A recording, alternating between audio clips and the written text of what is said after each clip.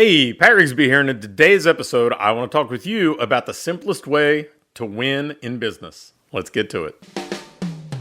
Welcome to the Fitness Business School podcast, the show for fitness business owners who want to grow their income, increase their impact, and improve their lifestyle. Be sure to listen till the end of this episode because we have a brand new special offer exclusive for listeners. So stay tuned. You know, I could have probably said not just the simplest way to win in business, but the simplest way to win in general. And it's just, instead of trying to find this magic, shiny object that, other people don't know about, it's simply just being willing to do the things that most people wouldn't do. And, the irony of this is I've got a little bit of a scratchy throat today, and my voice is kind of cracked here and there. So as we're recording, I'm having to take some pauses. And it's probably the easiest time to punt on recording and, kicking the can down the road and saying, hey, I'll do this in a couple days or I'll do this next week. But one of the things that I've learned after writing a daily email for over 20 years without missing a day, and that email started out just going to basically our staff members, and then one gym at a time or one trainer at a time came on and started to get it too. It is just being willing to do the things that other people will just pass on, right? They may start, but they won't finish. I've been told multiple times that the average podcast never makes it past about 20 episodes. Well, I don't know the exact number of podcasts that we've done, but I believe it's over about 700. And like I said, doing 20 years and a couple months worth of daily emails when most people struggle to get out a couple emails a week. These were things that I knew that, I'm just kind of willing to stick to something a little bit longer, a little bit more consistently than somebody else does. And it's the same thing I see in our most successful business owners. They all do the monthly marketing plans. They all do, weekly team meetings. They're all basically committing to doing paid advertising 12 months a year. And I think about that, and it's like, that's available to pretty much everybody. But most people find a way not to do it, right? Most people will dabble with this for a month and then do something else for another month. And they're never consistent enough to get good at something. They're never consistent enough to reap the compounding effect of whatever the task or the action is. And if we think about executing a monthly marketing plan, it's not complicated. You come up with a plan and you just say, okay, every month, this is how we're going to do things. And every month we're going to review and see what worked, what didn't, and how do we improve it going forward. But most people are scattered and erratic. Scheduling something and putting it on the calendar each and every week to have a team meeting. I know for my first business, for our first week in business, we had a team meeting, and we continue to have them every Wednesday morning at 10 going forward. And it just was pretty simple. It was pretty straightforward. But the number of times I'll hear owners say, well, I can't get everybody on the same schedule, and it's not convenient for this person or that person. That's fine, but the people who do really well do it. They find a way.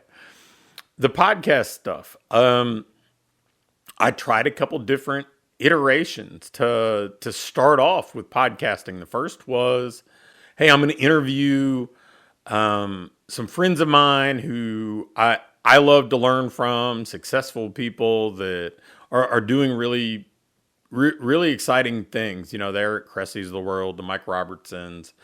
And, so I interviewed those guys, but then I kind of got to this end of end of that core list of people that I knew I wanted to interview, and said, well, I don't want to every week have to scramble to find somebody new that I'm excited to share with my audience, that I'm not just granting access to my platform to just so I can check a box.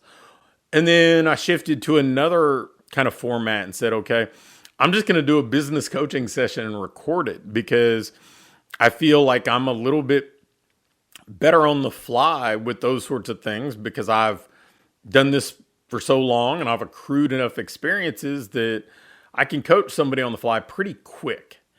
And I did a few episodes of that and I really enjoyed it, but I'd get people to no show or reschedule. I'm like, can't have a consistent production schedule that way.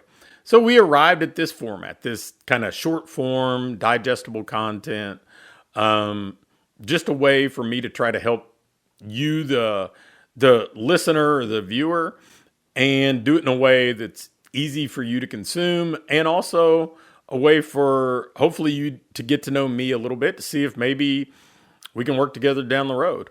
Well, that became an easy format for me to be consistent with, and we've done hundreds of episodes that way. And now, yeah, I'll still do collaborative podcasts with Doug Sperling, or I'll occasionally interview somebody. Like every year I've interviewed Eric Cressy.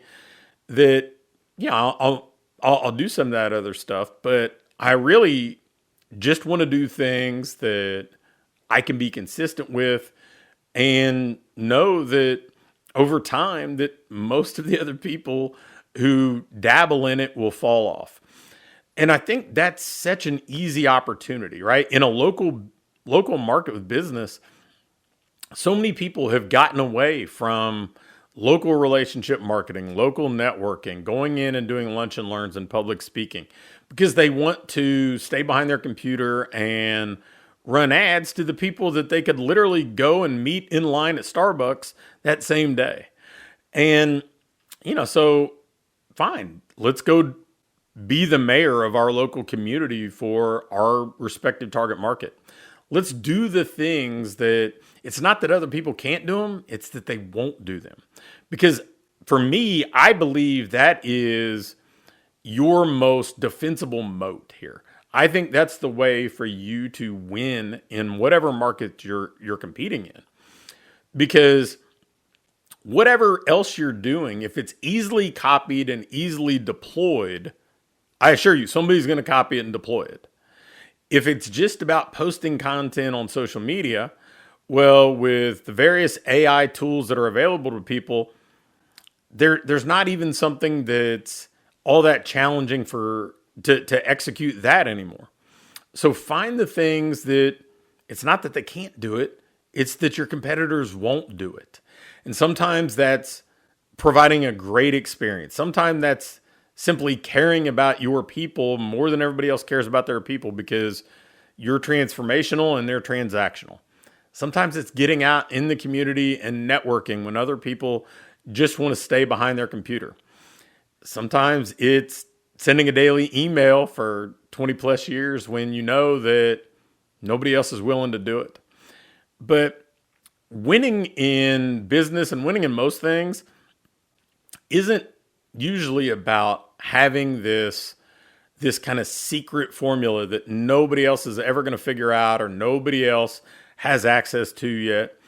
Even those things that give you a little bit of a head start, it's just that. It's temporary. It's a couple steps ahead of somebody when you're starting the race.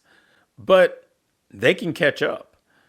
But if you run a race that nobody else is willing to run, you don't have to worry about them catching up. So if you want a way to build a better business, do what other people won't do. Thanks for listening to this episode of the Fitness Business School. Before you go, I have a quick announcement.